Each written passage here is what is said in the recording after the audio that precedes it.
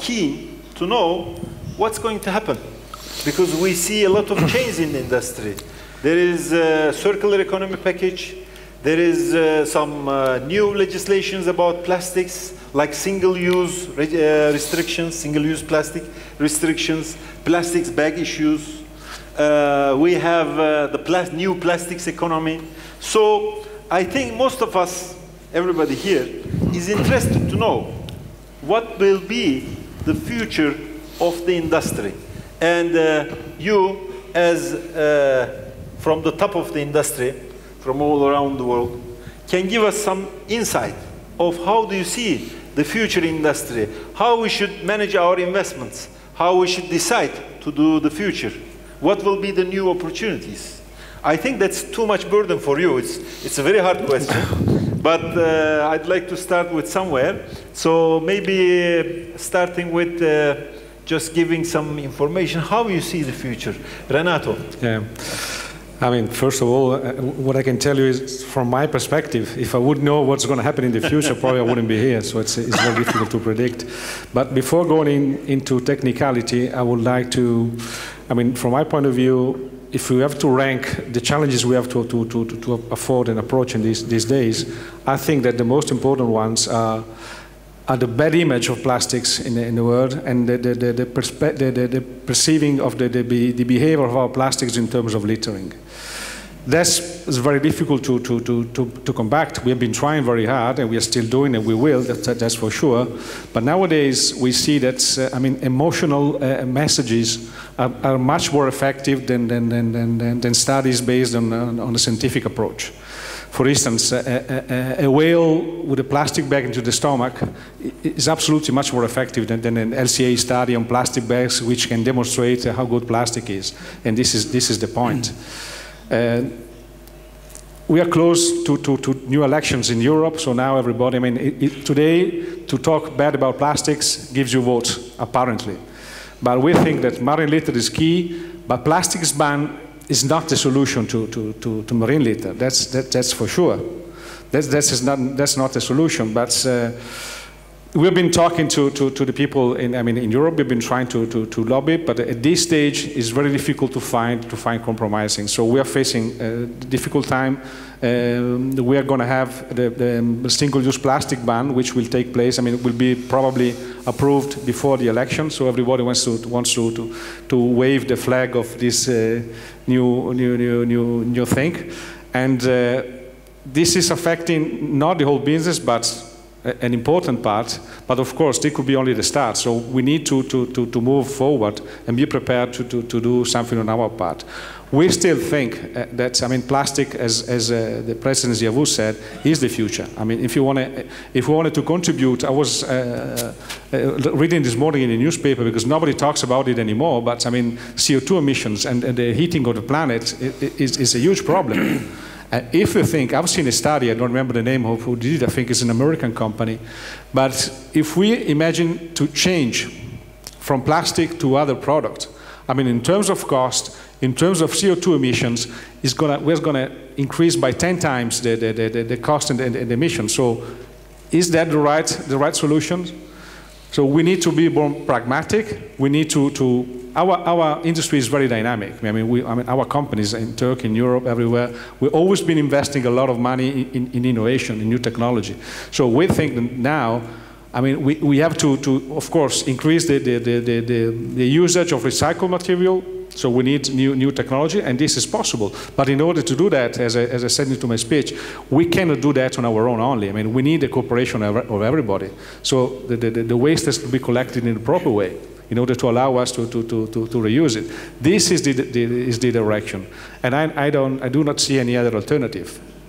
The outlook for our business is still positive. I mean, probably some sectors will be highly affected by this SOP directive, but we see for the future that the plastics will grow in any case at the rate over the GDP growth. This is my point of view.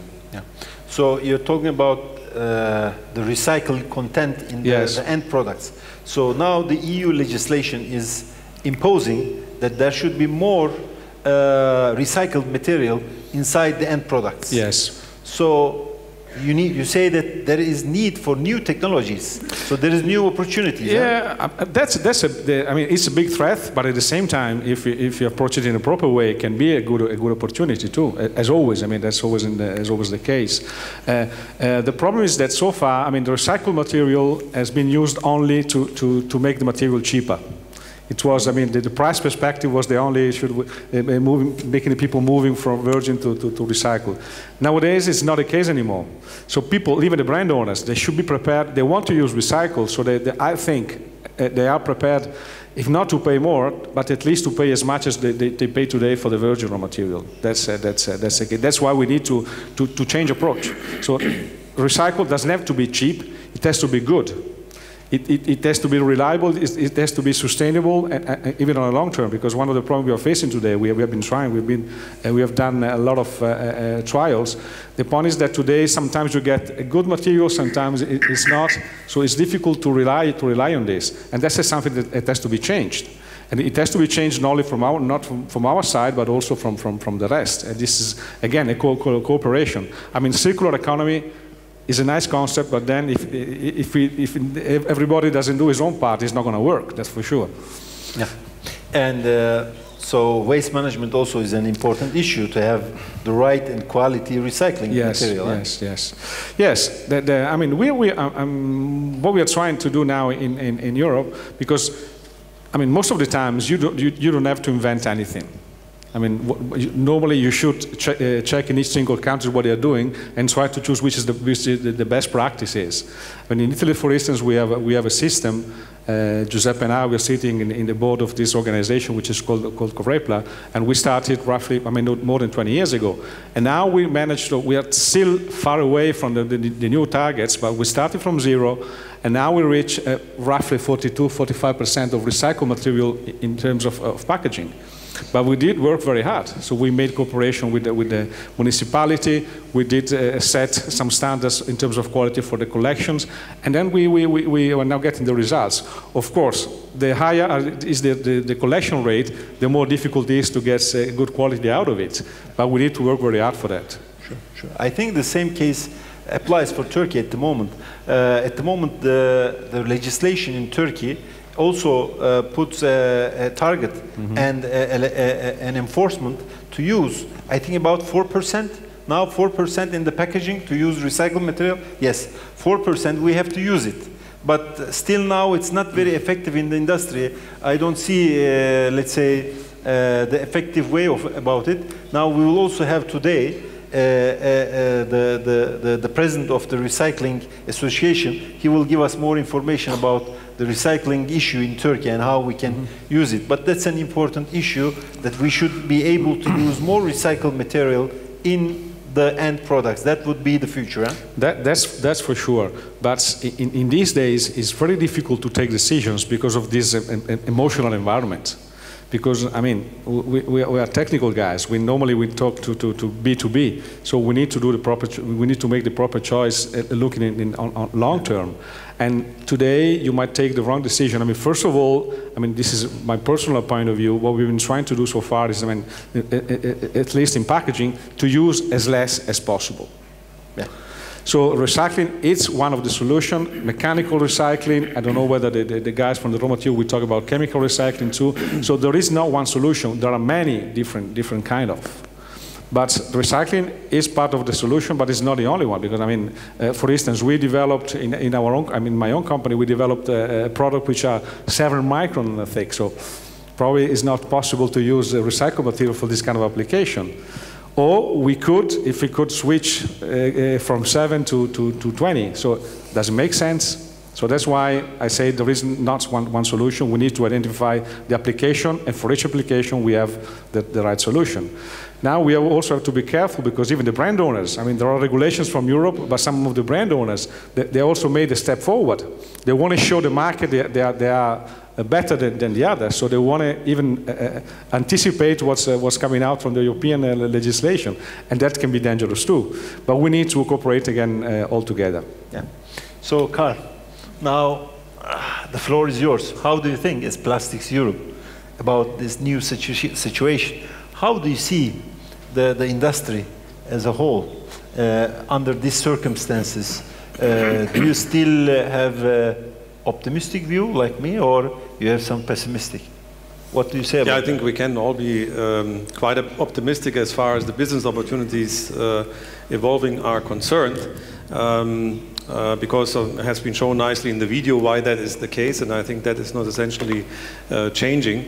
But yes, we do have, of course, a massive change in the perception of plastic as a material, of plastic as an industry. I mean, for example, we have to, I mean, here we are industry, so we are happy about growth rates. You have outlined that very nicely. The importance of the plastic sector also in fast-growing economies like Turkey, but that's also still the case in the European Union as well. So we like to see the growth rates. We also see the growth, the global growth rate. Yeah? We are going now straight to probably almost 350 million tons of plastics production per year.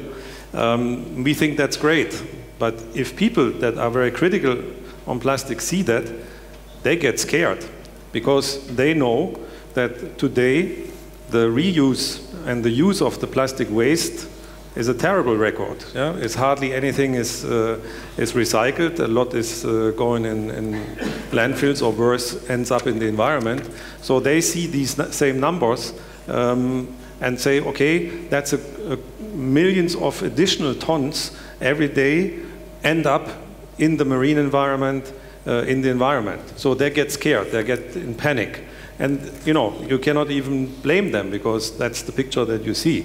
So now for us, as industry, of course, this is a very big challenge. It's together these considerations, it's the pictures that we see from the fish and the birds, also picture of people living on the waste. Yeah, these are all pictures that, of course, say to everybody, this is not sustainable. We cannot continue to work that way. So before we come to the global situation, and maybe Keith will highlight there a little bit more, back to Europe. Also in Europe, we still have a lot of things that we need to improve. For example, we still have the situation that in the European Union, 8 million tons of plastic waste ends up in landfills, meaning that then it's wasted. Yeah? The waste is wasted when it's wasted. So that's the one challenge. We have also in Europe the littering issue. Yeah? And then, of course, in the public debate today, and I have to say that 2018, this year, was a year we haven't seen so far, because of the public debate. We from the plastics industry, we have never received so much attention as we have seen this year. I think all of us have never been so many times on TV or working with the media. This is really incredible what is happening. I think it's an opportunity also, because the public debate has the one advantage. It involves now everybody, because it touches everybody's life, his lifestyle. People become more conscious on where they use plastics, for what they use plastics, and that's an opportunity, and I will come to that in a moment, why that is an opportunity.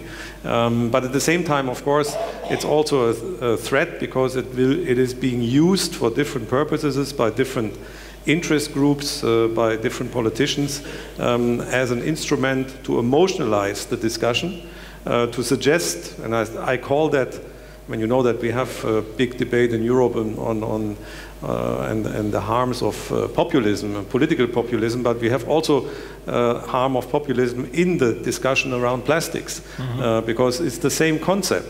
You know, there are people that take a rather complex issue, which people cannot really understand, because they are not experts on that, and they shouldn't be experts, and they suggest a very simple solution, and suggest that's the solution. So they say, okay, if people litter, then we ban what they litter. That's the solution. Yeah? Of course it's not the solution.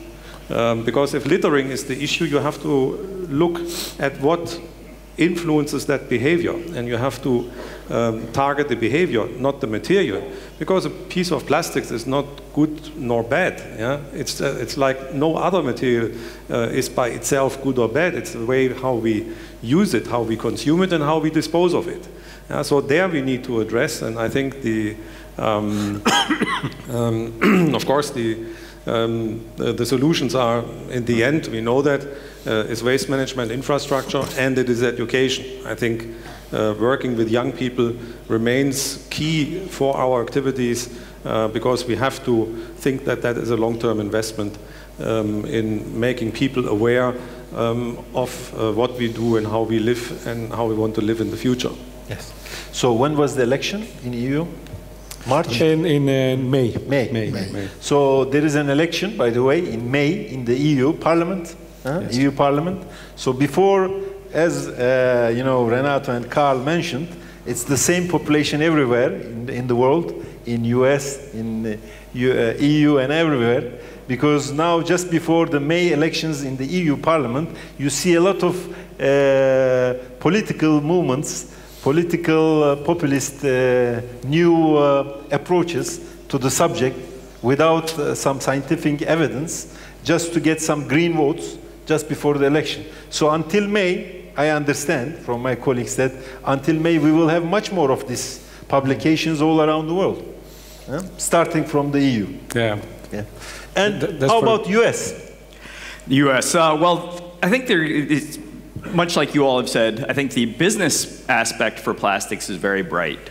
However, we must end plastic waste in the environment. As an industry, we must take a leadership role to end plastic waste in the environment. On the business side of things, you know, the US plastics industry has gone through a dramatic increase in investments based off of shale gas and the competitiveness that have come from shale gas. We have over 300 projects that are announced in the chemical and plastic sector valued at over $200 billion. So there's a lot of growth going on in the plastic segment in the United States, and also converters. About 700 different projects have been announced to expand production. So the business side is growing very dramatically. And a lot of that is based off of the benefits of plastics and the sustainability plastics can bring. You talked about some lower greenhouse gas emissions compared to alternatives. If you look across plastics in 16 consumer goods sectors, plastics have 4 times less environmental impact compared to the alternatives. So plastics offer tremendous benefits, and I'm very optimistic about it from that perspective. However, to get there, to keep using plastics and deliver those benefits to society, we've got to end plastic waste in the environment. We are seeing policy proposals all across the globe that would adversely affect the plastics industry, would control the amount of plastics resin produced and put a cap on the amount of plastic resin produced, as is being discussed. The United Nations, there's a work group meeting right now to talk about potentially a treaty based off of plastics and marine litter. The things being discussed there include things like a cap on plastic production. That clearly is not the right approach. Plastics offer dramatic sustainability benefits, but we have to keep plastics out of the environment. The studies today are pretty dramatic. Studies as well as images. I mean, the images tell 1,000 words, et cetera, but, and you see some of them coming out of Asia, and they are particularly damning to our industry and damning to the current uses of plastics. The studies show about 8 million metric tons of plastics are released into the environment every year. Most of that from very rapidly developing countries in Asia that lack basic waste management. In many of these countries, less than 40% of the waste is ever collected to be managed in any way. So that's naturally leaking out into the environment, and of course the plastics are floating and people see them, and provides a very compelling image for these policies to restrict plastic. That's clearly not the right approach. Putting in place infrastructure to collect and manage waste is the right approach. Many of the leading chemical and plastics industry companies are joining together with brand owners today and talking about developing an initiative to end plastic waste in the environment. I think that's something we must all get involved in to help solve this problem, or the future for the plastics industry will not be bright. So we have to end plastic waste in the environment. So I understand that the business in the US is wonderful at the moment. At the moment. That's what I see. At the moment. At the moment. But we're starting to get these policies like those, many policy proposals like those coming from Europe. So we're seeing many of those today. Yeah. They just had elections, that's why. I mean, they just had elections, the midterm ones. Yeah. I see. Okay, so now the Mediterranean region. So we're coming more focused on the Mediterranean region, which Turkey is an important part. And I think that on one case, for example, for the marine litter, as Kate said, it's mainly from the Asian countries, Indonesia, China, who are contributing most to marine litter. Now the main focus in Europe and US is on plastics is about the marine litter. So how about the situation in the Mediterranean region, in our region, and what is your opinion about also the future as we in this part of the panel? So, regarding the Mediterranean, of course, many of the comments and of the consideration are valid for the Mediterranean. Marine litter and the waste management is the key. But the key is how to manage the waste in the proper way. And the central focus for a correct waste management and to solve the problem even of the Mediterranean is the differentiate collection of the waste. I give you only one very recent example. You know, in Italy we have the Po Valley, the Po River. Mm-hmm. Po River is the river who is collecting practically the water of 40% of Italian population, means 25 million of inhabitants. We as Corepla, with Renato and the other colleague that we are sitting in the board of Corepla, we decided to go and see how much plastic debris is brought from the Po River in the Adriatic Sea, which of course is polluted. And we made this experiment for 3 months. Yes. And I want to say to you the result. And the result is really very surprising. We expect in several tons, yes. We can say, Renato, but we are not tons. What at the end we've collected at the end of the Po River with them. All the plastic debris in 3 months of 25 million of people were about 100 kilos. 100 kilos. So nothing. This is why. Why? The reason is because in the Po Valley we have, we can say, a very good collection waste system. And this is the crucial point. Collection waste system of Veneto, of Lombardy is working very well. And at the end, we discover that the river could be alive and could be without plastic. And if we apply this system also to all the other countries which are putting the river in the Mediterranean, I think that we can have a very good step forward. But I want to conclude this with something that for us is very important. Marine litter is really the big problem. But sometimes we think that plastic is covering other problems. Plastic is not the major problem of the marine litter, for example, for the rivers, but the problem is the effect of the absence of the infrastructure. Some of the rivers are really without life anymore. And it's not caused by plastic, because plastic is an inert material without effect on the life of the river and of the sea. But the problem is the lack of infrastructure of many countries. So, what Renato and all the other panelists, colleagues are saying is completely true. We have to push in order to have first, infrastructure, second, differentiated collection of plastics. Okay. So, during the first part of this panel, I'd like to summarize what I understand, just to so we can check what you did it properly. Then. Is it true? Yeah. So the main issue is that first we have some emotional case all around the world, which are not coinciding with the real scientific fact. This is one problem, and mostly emotional approach is taking lead rather than the scientific approach. Yes. This is one of the main key issues. And also adding to that, in the European side, we are going to have the elections in May. So until May, we would have much more publications against plastic and easy solutions, like Carl said, let's ban it, let's not use it, this kind of things from the EU side. We might expect this until May. This is something what I could get from it. But on positive side, I see that there is new opportunities also, like because of the new legislation, there would be need to use more recycled material inside end applications, in end product applications.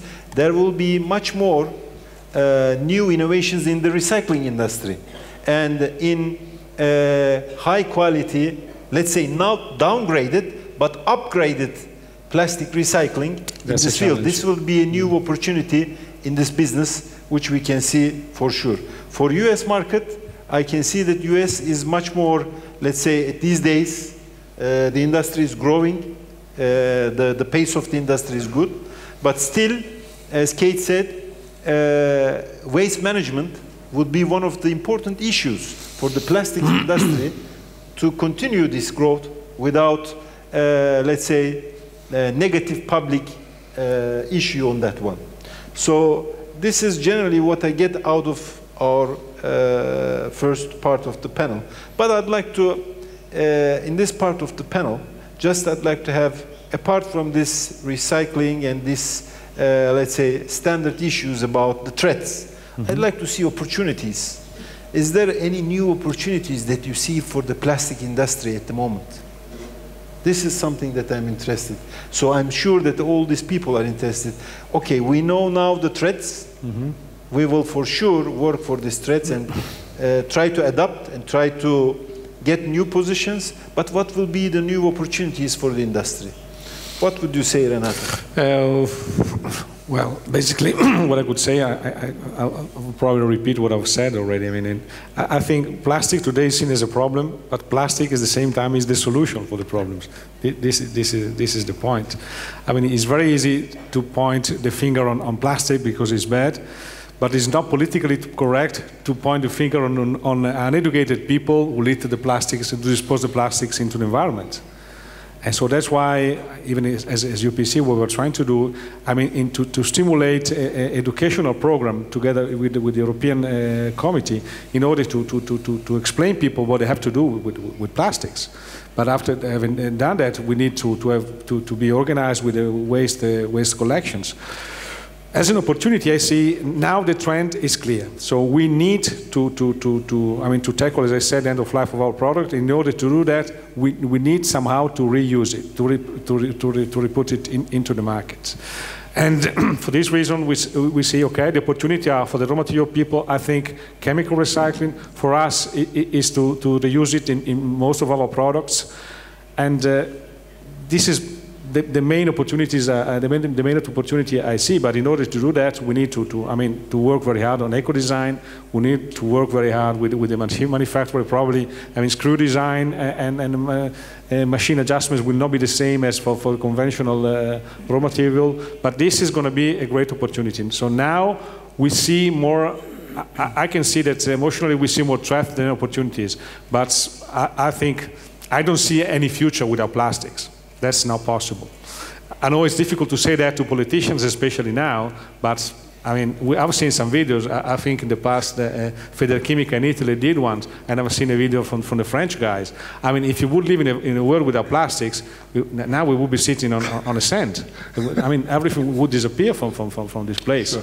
So this is not possible. But that's not something we can say. So we need to act. It's not enough to defend ourselves saying that plastic is good. We need to show that it's really possible to reuse it and to put it in cycle again. So this is the biggest threat, but at the same time the biggest opportunity I see for our industry. Yeah. So you also mentioned the eco-design and also machine producers also helping the industry for this change. So there's also some machine producers over here. I see some of them from the industry. So they would be also working close to the industry to achieve this recycling possibilities, also on eco-design and increasing efficiencies for the industry. They have to. I mean, I remember when we started, I mean, our company got 50 years old last year, so we are in the business for quite a long time. And I mean, originally when we started, we had the mono-layer material. Then we switched to 3-layer. Now we are up to 5. In the future, we even have a 7-layer lines. So technology is evolving in order to use, I mean, to get better properties on the film. So now, because we personally did some trials already with recycled material, but the technology, despite being similar, is different. So you need the help of the raw material people too. So probably a number of layers, or as I said, are the screw designs, but that something has to be changed anyway. We cannot just switch, because if it was that easy, we would have done it already.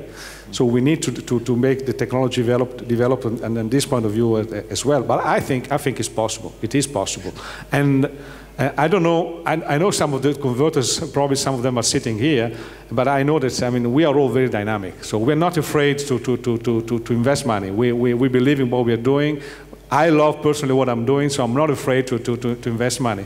The risk is that, being the situation so complicated and emotional, the risk is that you might invest in the wrong direction. But I think that the future for plastic is bright. Yeah. And another problem I would like to point out is that, as Carl said, in certain countries we managed to eliminate landfill. Yeah, but in those countries where we do manage to eliminate landfill, we have a huge energy recovery. Yeah. So this is clear. It has to be clear, even if the European Commission that doesn't want to talk about it. But if you want to eliminate landfill, waste energy recovery is a must. Otherwise, we will never achieve this point. So Germany, Scandinavian countries, they are close to zero. In Italy, we are not. But we are not allowed to set up new plant for energy recovery. So that's, for sure, that's not the only solution, but that should be taken into consideration as part of the solution too. Yeah. So now we come to another point, is that normally in Turkey, we don't have a lot of energy recovery. Only we have one company who's making energy recovery, İzeydaş. Apart from that, in Turkey, it's mainly landfill or recycling, mechanical recycling. So you say that if we want to achieve the targets of using more recycled material in the end product, it's also an important issue, important factor to use also incineration and going to plastics to energy, recycled to energy phase would be another part. This is what you mentioned. I can understand. Yeah, I mean, physically, I think it's impossible to achieve zero landfill without incineration. That's impossible. I'm not afraid to declare that, but I mean, I don't see any other. I don't know whether the people sitting in this panel can say something different, but I don't think it's really possible to do that. You had an important message to our machine producers, because we have also a big industry for plastic machinery production here in Turkey, and it's picking up really hard in exports also. I can see some of them here. So you say that we are not afraid of investing as plastic industry, but we need more innovations to follow up the industry. Yes, Carl. So what would you say about the opportunities? I'm more focused now on the opportunities. Yeah, the present European Commission under Juncker, I think their biggest single project was the circular economy package. And circular economy as a concept, our industry over the past 4 years also went through a transition in their own view on circular economy. Circular economy now is seen more an opportunity than a threat. The circular economy package, of course, had in particular the plastic strategy. Plastic strategy, because plastics is seen as the biggest challenge in converting a society into a circular society, mainly because the recycling rate of plastics is much lower than that of other materials. So, in a very constructive approach, we as the plastics industry, the converters, also the resin manufacturers have agreed on a voluntary commitment that we made in January of this year. This is part of the EU plastic strategy, where we have a whole basket of concrete measures on how we convert into a circular economy.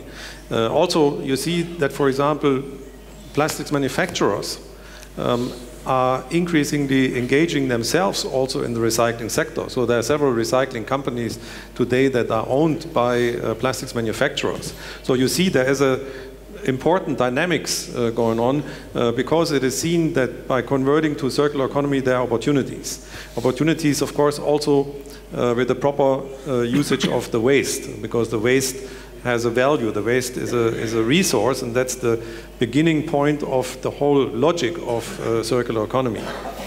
So also I can say that, yeah, I think it was a milestone for the industry when the industry a year ago decided, yes, we are going to go to this commitment, which in particular for the resin manufacturers is a dramatic future change of their existing business portfolio. Now, in terms of business opportunities, or how do we get to the higher recycling rates of plastics? Here the key is that we have achieve a high degree of collaboration. Traditionally, each industry or even each company is working in its own silo. Yeah? That's the traditional way how we are working. So you optimize everything within one company. Maybe an industry has optimized things, but working across industry with other stakeholders is at the very beginning. So key here is, for example, are the consumer brands. Yeah? I mean, when we talk about litter, what it is, it's always certain plastic products, and the majority of that is packaging, the majority of that is from consumer brands. Of course, the public always talks about the plastic waste and not about the Coca-Cola or Pepsi-Cola waste. Yeah, that's also an interesting feature. But what we do as part of that commitment, that we have now established new platforms that are designed to connect us with all the other stakeholders. Other stakeholders means these are waste management, is retailing, even the EPR, I mean municipalities, but very important, the consumer brands. Why? Because in order to convert a stream that today is linear, where we make and then dispose of something, you need to rethink the whole process. You need to think from producing the resin up to what happens with the final product. How can you put that economically in the right waste stream so that actually can take advantage of the economic value that is in the waste. And that is not the case largely today, and that's what we are working on there, and that's of course a massive trend towards collaboration across all stakeholders. Mm-hmm. Very clear message. And Kate, so in US the business is going good in pace, we understand, but what kind of industries are mainly pushing the way in the industry, in the plastic industry? Which parts of the plastic industry is moving the pace? I understand that in Europe, mainly recycling industry is one of the key issues, and it's going to be more opportunities in that one. But how about the situation in US now? The U.S. is similar. I think in terms of the business side, resin producing is growing very dramatically, as I mentioned, with the production of new plants based on shale gas. I think there are huge opportunities related to circular economy in the United States as well. And we've created goals in the U.S. plastics industry to recycle and recover all plastic packaging by 2040. So those are huge goals for the United States. That's a must, or it's just a pledge or voluntary? It's a commitment. It's a commitment for the U.S. plastics industry. So, and to maintain a sustainable industry, we know we need to get there. We need to end plastic waste in the environment, and part of that is collecting and recovering plastics. There are a lot of new opportunities that have come with that commitment and come with the changes that have happened in our industry, either the circular economy approaches or also with China and the restrictions that have happened on China's import of plastic and other waste. Historically, there's been a bit of a challenge that's come from exports to China, and that was that there was no incentive in the United States to invest in good sorting of materials because they could just go to China.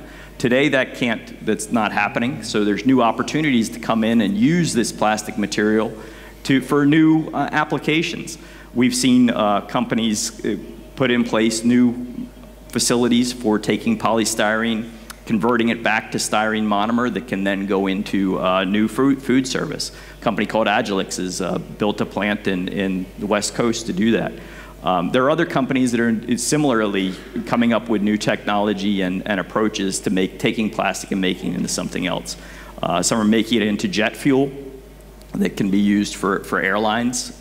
There's other applications that we see potentially growing. Use of plastic in asphalt, a lot of research and opportunities around that, as well as concrete, so some infrastructure opportunities. Continued opportunities in durable goods all around the United States. I think we look at the real megatrends in automotive. The autonomous vehicles will require lightweighting, electrification will require lightweighting, and plastics are going to help deliver that. So some huge opportunities as the new infrastructure, or the new autos of the future are going to create some opportunities for plastics there too. As well as in building and construction. In the US, we still have artificial restrictions on the use of plastics in pipe, for example, all around the country. And about 50% of municipalities say that the pipe must be metal only or concrete only. And those are artificial. And break those down, and those present another $10 billion market for plastic pipe every year. So there's some huge opportunities there as well. But how is the landfill situation in the US? Landfill, much like Southern Europe, I think most of our packaging waste and non-durable goods goes to landfill. We don't have much waste to energy. There's only about 80-some waste to energy plants in the United States, and we don't see that growing. Our circular economy goals are based off of increased mechanical recycling, because we have a long way to go to even catch up to Europe on mechanical recycling, but also chemical recycling and those other technologies to convert plastics to energy in a way that doesn't include mass burn, really. I mean, mass burn and incineration with energy recovery is a good technology, but also it has high costs compared to other infrastructure in the United States. We have abundant natural gas, and waste energy facilities in the United States are very expensive compared to natural gas-based energy facilities, and would require very high tipping fees that people aren't willing to pay here in the United States. Yeah. And I understand. Yes, Carl. Yeah, I think important is to recognize that we have a lot of regional differences. Yeah. I mean, because the situation in Europe, where energy is expensive, is obviously a very different one than in the US or in other regions of the world where energy is not expensive. And there are many other reasons. So again, the main point, and I wanted to add to what Renato said, when we talk about the solutions, we have to recognize there is not one solution that fits all. Yeah, recycling is excellent, but it's not the solution. That we need many solutions. Innovation, I'm convinced that we will see a lot of innovation in a lot of solutions that we don't even know or that we don't even think about today. So we need to think that we need to have a whole basket of different solutions. Actually, the circular economy concept, which says you reduce, you reuse, you recycle, you recover, is not so bad. Yeah, I mean, it's the concept is a pretty good one, but we have to recognize that as in the solution basket we have everything at the end of waste. Yes, mechanical recycling. There are now a lot of investments going into the direction of chemical recycling. So that will be part of the solution. Waste to energy will remain an important part of the overall solution.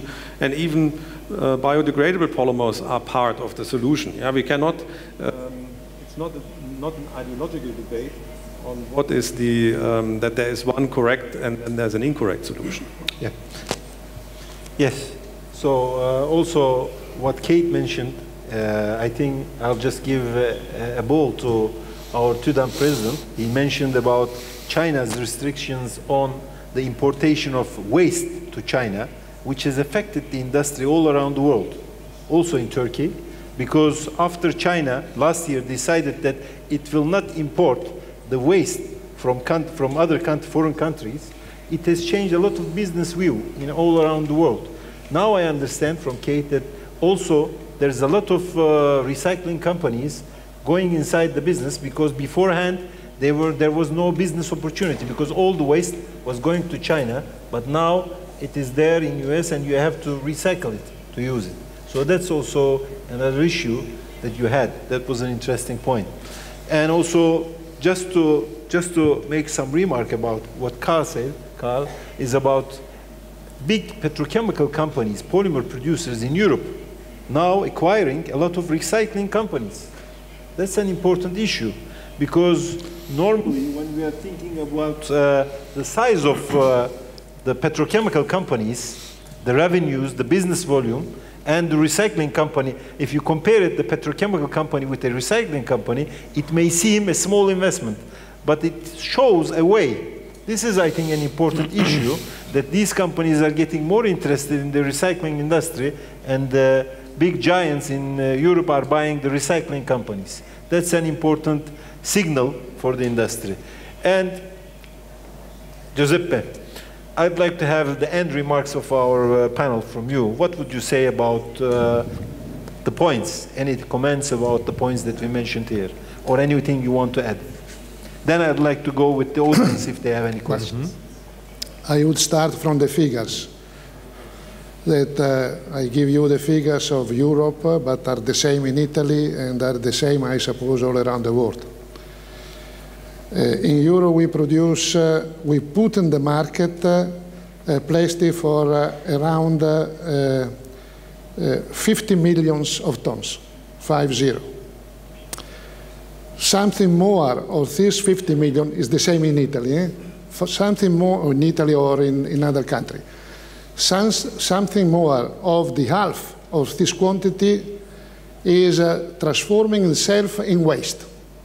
So we have approximately in Europe 27 million of tons of waste, of plastic waste. Of these, in a very ambitious way, of these 27 million, the European Commission put a target to recycle mechanically 50%. So other 13 million of tons. This is the situation. In this moment, and this is the future, in this moment we recycle in Europe, without exporting anymore in the other countries, in China mainly, we are recycling in Europe only 3 million tons. 3 million tons instead, mechanically, instead of 13 or 14. So we have the ambitious goal, very ambitious goal, and this is the future for research, for everything, to reach or to add more than 10, 11 million tons to the recycled plastics, starting from 3, arriving to 14 in 2025. In my opinion, is rather impossible, but we shall do our best, mainly through the research. We are used to Mission Impossible, so we will do our best. But this is, in this moment, and I think for the future, we have always to have in mind these figures.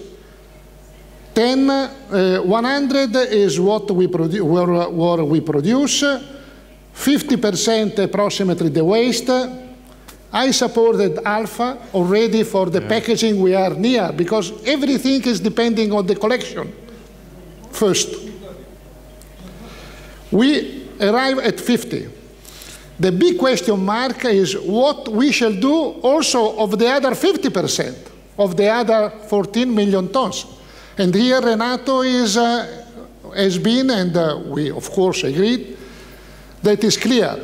At least for the moment, we need incineration or thermovalorization, because landfill is really the last option. Landfill means leakage in the environment and so on. So we have first to avoid landfill. So for the other 50%, we need thermovalorization. And of course, regarding research, we need chemical recycling. But I am coming from the industry. I spent my life in the industry of plastic industry and petrochemical industry. Here, the industry is a little late. We are putting a lot of money in the research regarding chemical recycling, because this is the future. Mechanical recycling, chemical recycling means to have building blocks to produce plastic. So it's the circular economy that is the ambitious goal. But for the moment, we think that to avoid landfill, we have to go also to the thermovalorization. And I want to close with my experience. I spent my life in the industry, and the plastic industry already had in the research, all the plastic industry in the research, they had two very big guidelines that are still very, very, very valid. The first was the safety of the product. Plastic are safe, and this is a big advantage, and I fully agree with Renato. This is really the advantage of plastics also for the future. Plastic is the most screened, observed material in the world, with a lot of legislation regarding safety. And plastics are completely safety. This was one of the biggest guidelines of the industry. The second biggest guideline, and is still valid, is the weight. The industry continuously wants to reduce the weight of the plastic goods. This too big stream of our research, and are still valid in order to improve recycling and so on. And these are the three biggest guidelines that all the filière is following. Yes, that's good. But one point, you said it is the most screened industry, most safe. I hope that it is the most, it's not the most suspected one. The Usual Suspects film. I remember that Usual Suspects. But Yavush, if I can, just to reinforce the message that Giuseppe gave, is that, I mean, we have had many meetings with big brand owners. Yeah. So I cannot mention the name, but I mean, because of course everybody's worried about the future of the packaging and so on, but no one of them was looking for alternative to plastics. They wanted to find a solution within plastics, either renewable resources or biodegradable, compostable, or lighter, or with recycled material. But almost all of them, they would say, okay, we need to do something, but we want to do it within plastics. So this is the clear message I want to give to the audience today. That's a good message to end the panel. So, zamanlamamız nasıl? Ona göre soru kaç tane alabiliriz? Soru? Peki. Evet. O zaman soru varsa soru alalım. Bununla alakalı veya herhangi bir konuyla ilgili izleyicilerimizden soru varsa soruları alalım. Tabii. Evet, sorusu olan var mıydı? Cemil Bey buyurun.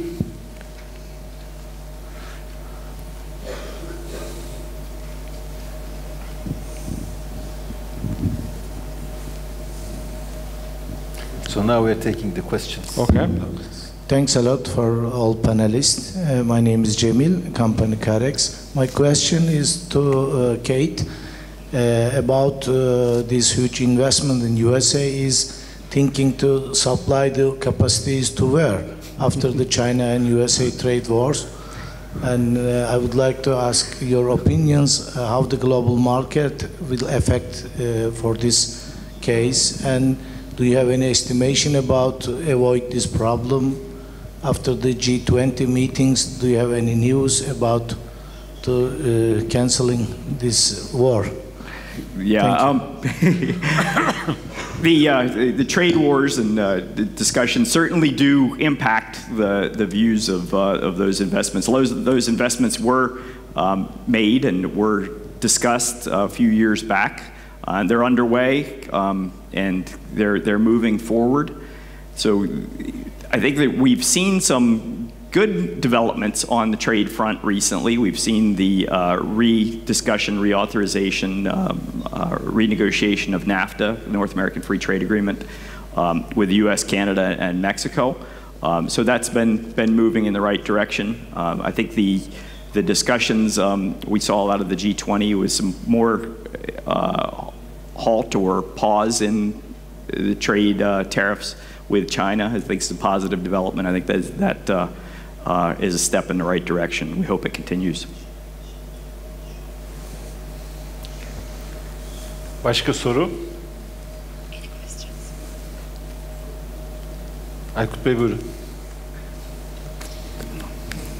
Öncelikle herkese hoş geldiniz diyorum. Ben Romanya'dan geliyorum. Alkan Packaging.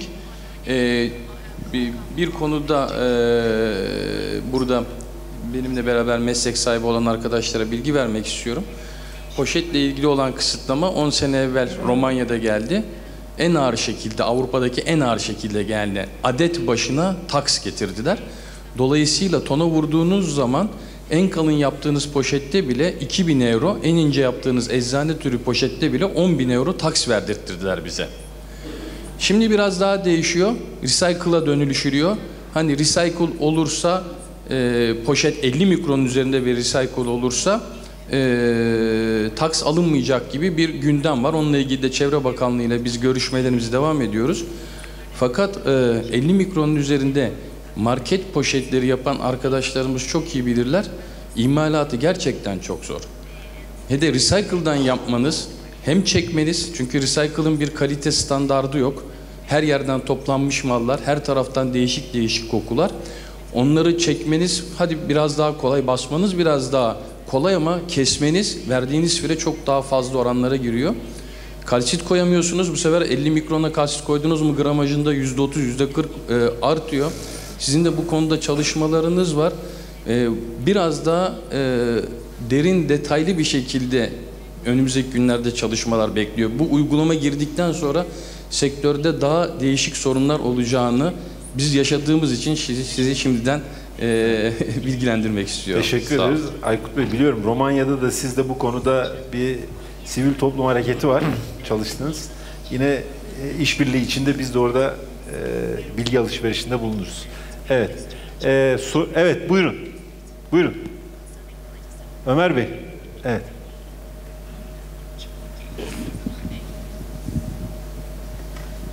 Çok teşekkür ediyoruz. Çok faydalı bilgiler aldık.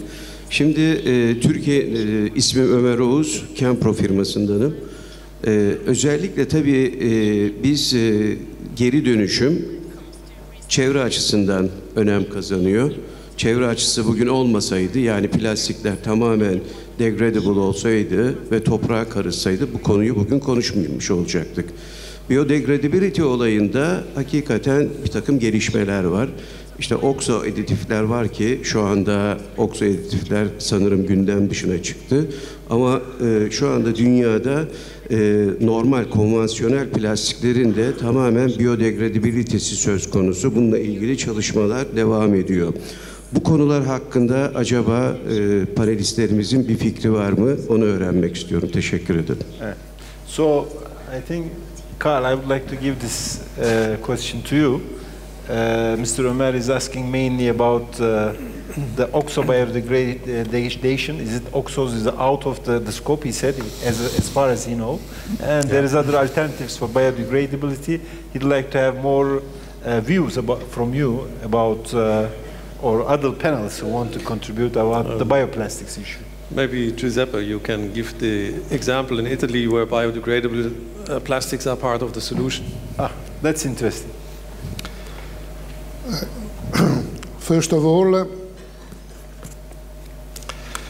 I would say that at the European level, but also at the Italian level, we as plastic industry, but plastic industry, all the plastic industry means including biodegradable plastics industry, we are always saying that biodegradable plastic is not the solution to the marine litter.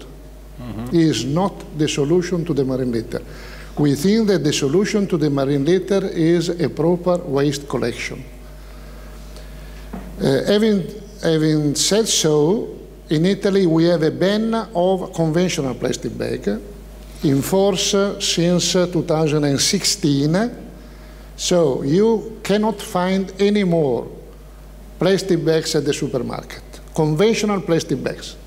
You receive at the supermarket. Even without the cost, even without the money, you cannot. The cost is it's banned. Is bad. So if you want a plastic bag, you have to pay something. I don't remember exactly I go to the supermarket, but I don't remember 0.1 or something, 10 cents of euro for plastic bags, and you receive biodegradable plastic bag. Biodegradable according with the law, the standard, European standard 13432, that is sure that the plastic bags will biodegrade. These biodegradable plastic bags that we receive can be used, and I personally do so in my family, for the collection of the organic waste. So for the collection of organic waste, I can buy or I can use the plastic bags, biodegradable plastic bags. And all this organic waste, including the biodegradable plastic bags, is going to the compostable plant. And at the end, from the composting, all this mess of organic waste, you have gas and production of energy, or you have amendment fertilizer for the agriculture. And Renato? Yeah, but just to add what Giuseppe said, because even for a biodegradable compostable product, you need an organized waste collection stream, because then you need composter. Because if you throw the biodegradable plastics into conventional one, then you destroy the value of the recycled plastics. This is also a problem. And well, we are not involved in the battle of the plastic bags has been, taking so much energy within Europe, and especially in Italy. But one of the problems we will face probably also in the SUP, Plastic Packaging Directive, is that Europe will define the rule, but then each single state will have 2 years' time to implement this at national level. So we still don't know what's going to happen. But just to, again, this is my very personal interpretation. In our family, in the past, we used the shopping bags as refuse bags. So we never throw any plastic bags away. So now people say shopping bags have decreased, but they have increased a lot the consumption of refuse bags, because now we have to buy them. So at the end, the balance is more or less the same. So that's why I keep on saying we need a really pragmatic approach. Biodegradable products, they are fine, they are nice, they are the solution for certain applications, not for all of them.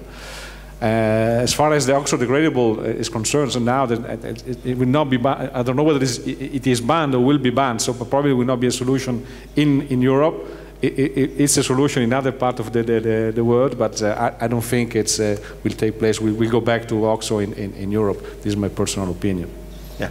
So we understand that it's a good point, even though the shopping bags might increase because of the new legislation, the garbage bags will have a new way of increasing, because already we were using the shopping bags as a garbage bag. This is one point. And the second point is about, important point, is that biodegradable solution is only effective if you have a special waste stream for that.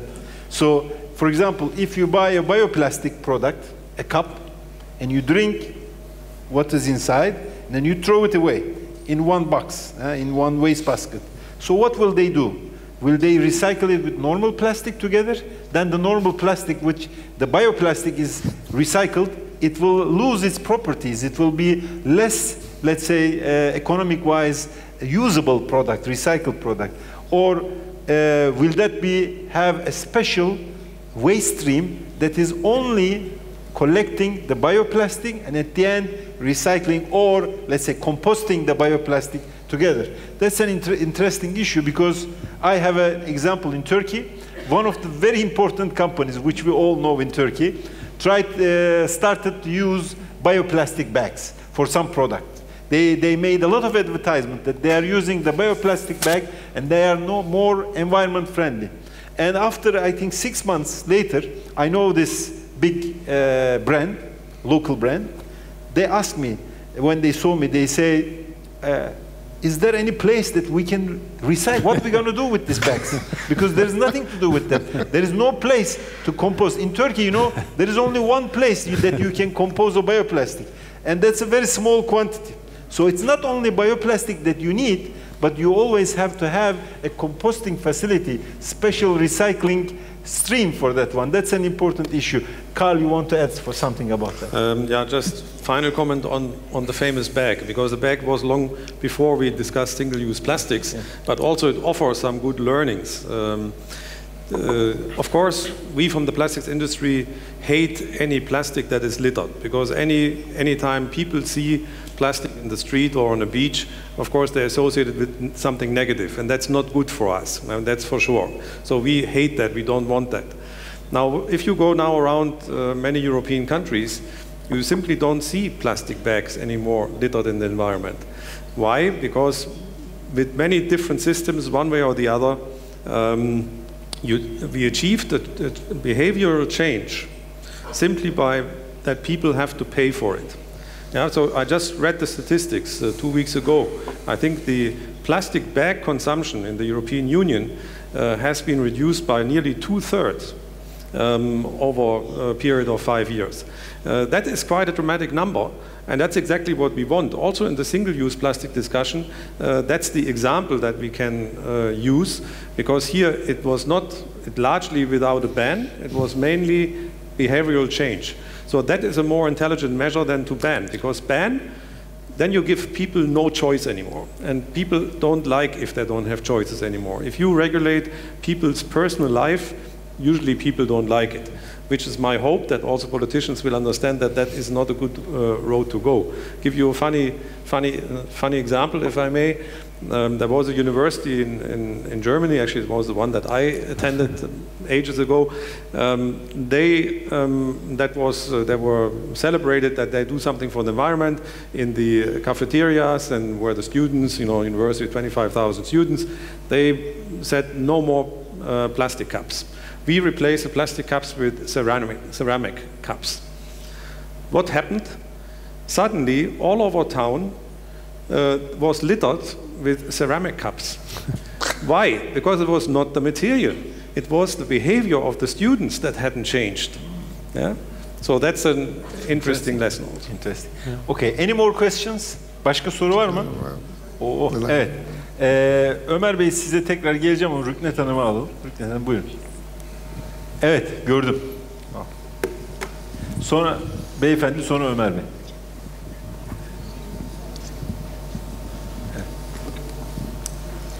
Çalışmalarınıza her şeyden önce başarılar diliyorum. Aşağı yukarı 1972'den beri plastik naylon torba üretiyorum firmamda. Biz genel olarak diğer firmaları da kapsayan geniş bir kurumuz, başka büyük ortaklarımız var. Ancak bütün sorunumuz, Yavuz Bey de biliyor ki, plastik torba üretiminde bu gelen kısıtlamalarla birlikte üretimlerimizin çok düşeceği ve yalnız bizim değil, istihdamın da azalacağı, bu konuda devlete ödenen vergilerin de mutlaka çok düşeceği, gerek kurumlar, gerek stopajla ilgili, gerek gümrük vergileriyle ilgili ciddi bir vergi kaybı da söz konusu olacağı çok net olarak görünmektedir. Bu zaman zarfında plastikte çok değişimler oldu. En son 20 yıl önce ben hatırlıyorum, plastiğin yasaklanması konuşulmaya başlanmıştı. O zamanlar sanayi odasındaydım ben.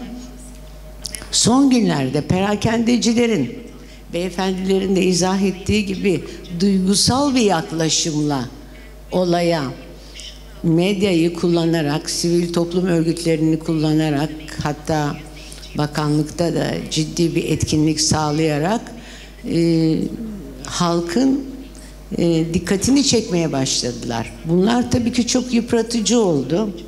Maalesef çok sıkıntılar çekiyoruz biz. Algıyı değiştiremiyoruz. Bunun ilk toplantısında bile söylediğimiz şey şuydu. Evet, plastik başıboş bırakılırsa ki çevre kirliliği yaratılır. Ama bunun müsebbibi üretici değil. Biz çünkü plastiğin en masum halini üretiyoruz. Nihai ürünü üretmiş oluyoruz. Bu durumda son zamanlarda tekrar yeni bir şekillendirme nedeniyle ürettiğimiz naylon torbalarda, plastik torbalarda örneğin geri dönüşümün hiç lamicimi yok ortada. Ben çok amiyane konuşuyorum zaman zaman, kusura bakmayın. Compound'un hiç yok. Tamamen orijinalden üretilmesi. Hiç orijinal üretmeyen, tabanını teşkil eden Türkiye'nin en büyük market firmaları tamamen compound'u ve geri dönüşümü çıkarıp sadece orijinalden mal talep ediyorlar. Bu biraz düşündürücü. Bunu matematiğini yapmak lazım. Ekonomik değerlendirmelerini gözden geçirmek lazım. Hepimizin bu konuda da çok çalışması lazım. Atık meselesinde çok haklılar. Ama biz buna hazırlıklı değiliz ülke olarak. Ben onu görüyorum. Ayrıca bir şey daha belirteyim. Yurt dışında plastik torbalar aşağı yukarı bizim paramızda 25 lirayla 45-50 arasında değişiyor. Ve içinde ciddi anlamda geri dönüşüm var. Çok kötü kokuyor çünkü. Ben en son Yunanistan'daydım geçen hafta. Özellikle bütün marketleri dolaştım. Edindiğim bilgi buydu. Ben de bu böyle bilgilendirmek istedim. Kolay gelsin. Başarılar diliyorum. Teşekkür ederiz Hikmet Hanım. Evet, sonuçta alışveriş poşeti üreticilerimiz için zor bir dönem. 1/1/2019'da Türkiye'de ciddi anlamda burada bir düşüş olacağı görünüyor. Yani tahmini olarak da baktığımızda diğer ülkelerdeki uygulamalara aşağı yukarı paralı uygulamaya geçtiklerinde %50, %60 işlerde plastik alışveriş poşeti kullanımında düşme oluyor. Bu da bir realite. Evet. Buyurun.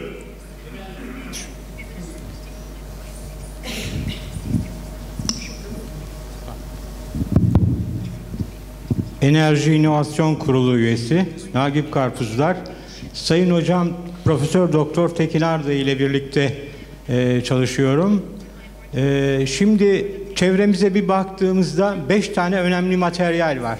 Bir tanesi beton, metal, tekstil, cam. 5.'si ne? Plastik. Demek ki plastik ana ham maddelerden bir tanesi. Peki bütün bu sektörlerin bankaları var da neden plastiğin bir ticari bankası yok? Birinci sorun bu. Bu bankayı derhal hayata geçirip bu sektörü layık olduğu seviyeye taşınması gerektiğine inanıyorum. Bu konuda çalışmalar var mı?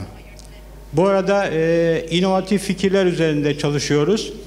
Genç öğrencilerimiz bugün bir fikri olduğunda başvuracak bir mercisi yok. Örneğin bir plastik materyal dizayn ettiğinde ya da ürün dizayn ettiğinde herhangi bir fabrikaya gittiğinde aldığı cevap hayır.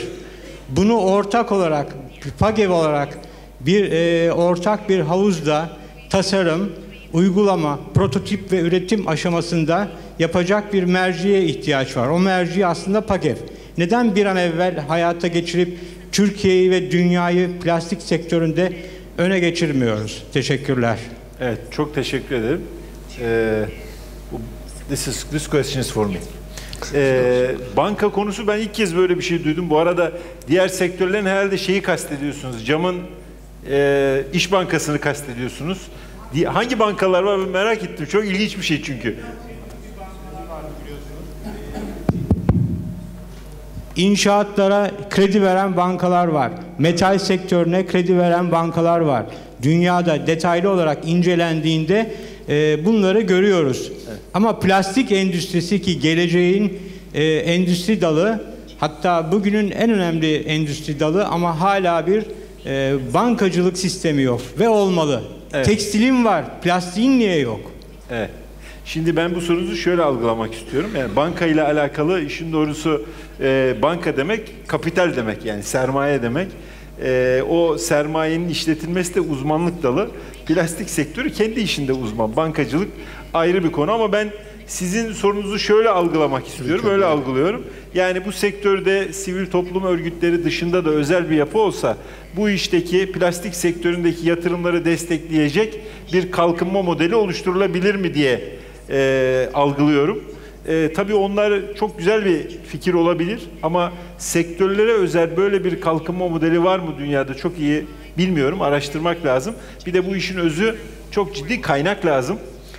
O kaynak noktasında da bizim sektörlerimizin, sivil toplum örgütlerinin elindeki kaynakların maalesef sınırları var. Bu kaynakları da belli önceliklerde kullanıyorlar.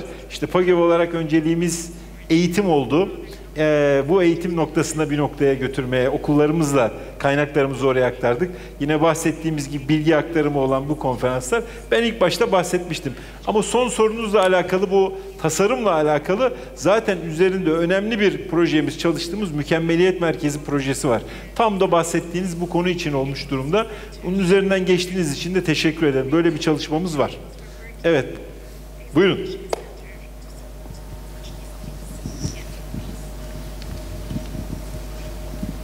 Selçuk Denizligil, Beyaz Sefer.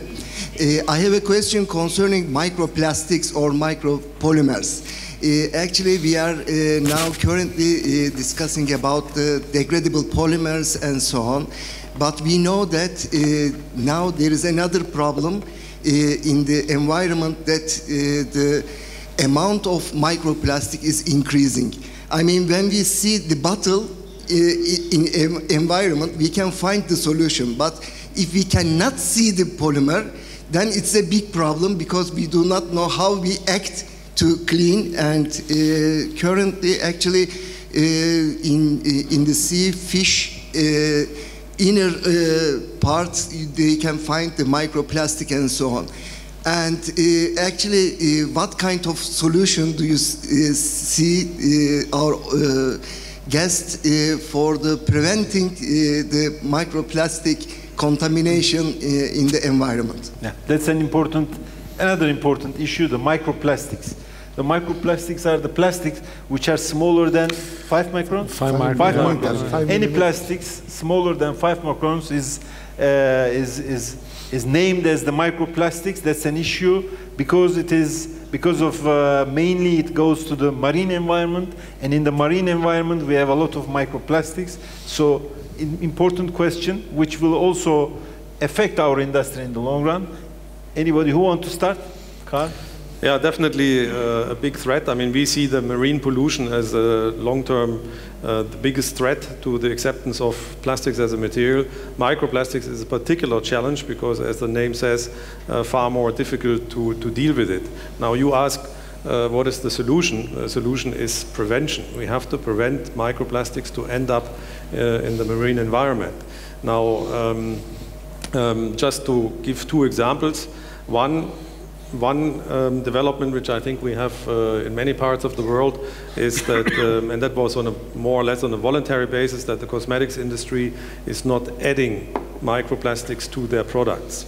Yeah, so also the European Union now talks about, makes a differentiation between intentionally added microplastics, like in the case of cosmetics, and unintentionally, because they are even more difficult.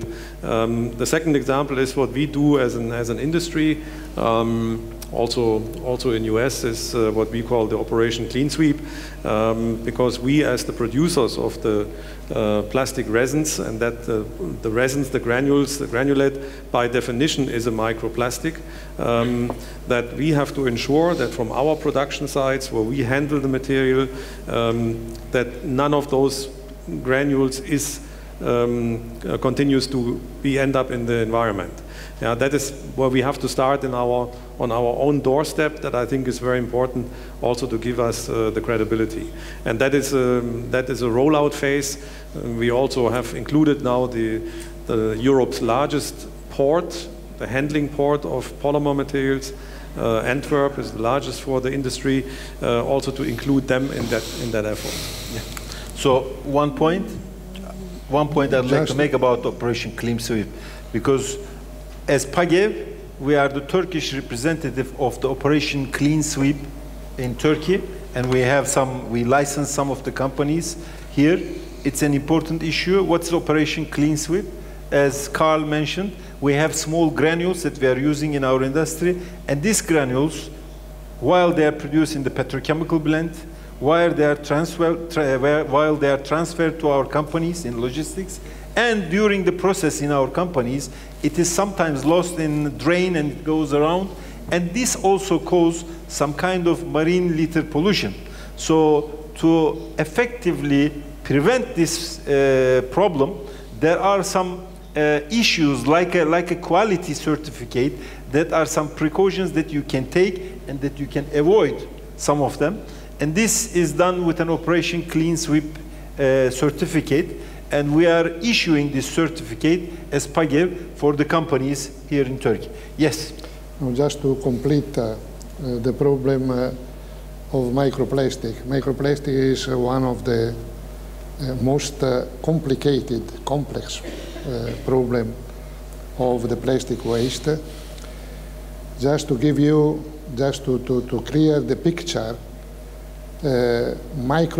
primary microplastic, in other words, microplastic intentionally added, the 30% are coming from the textile, mainly for the first washing of the textile, 30%. And the other 30% approximately is coming from the abrasion of the tires. Dust for the yes, for the tires, for the car industry. So, and this let us know. I don't want to complete the picture. I cannot, but just to underline again the fact that the future and the solution that we can find, we cannot find the solution alone. We need all the other industry.